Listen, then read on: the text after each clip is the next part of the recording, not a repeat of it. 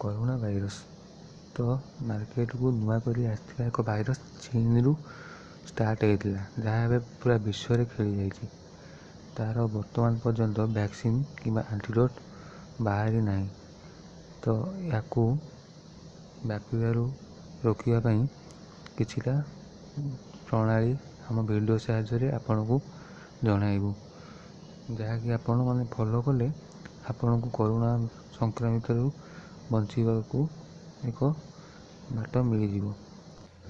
ଅଜବ ପ୍ରକାର ଗୁଜବକୁ ବିଶ୍ୱାସ ନ କରି ତୁଳସୀ ପତ୍ର କିମ୍ବା ଅଲଗା କିଛି ସେବନ ନ କରି ଡକ୍ଟର ପରାମର୍ଶ କରନ୍ତୁ ଏବଂ ଦିଆଯାଇଥିବା ସମସ୍ତ ପ୍ରଣାଳୀକୁ ଫଲୋ କରନ୍ତୁ ଏବଂ କରୋନାଠୁ ଦୂରେଇ ରୁହନ୍ତୁ। ଧନ୍ୟବାଦ। ଯଦି କିଛି ଭଲ ଲାଗିଛି ଭିଡ଼ିଓରେ ଦେନ୍ ଆମକୁ କମେଣ୍ଟରେ ଜଣାନ୍ତୁ। Thank you. ତ ଏଇସବୁ ଜିନିଷକୁ ଆପଣ ବର୍ତ୍ତମାନ ପାଉଜ୍ କରିକା ପଢ଼ି ଦିଅନ୍ତୁ ଏବଂ ଜାଣନ୍ତୁ କରୋନାରୁ କେମିତି ମୁକ୍ତି ପାଇବେ।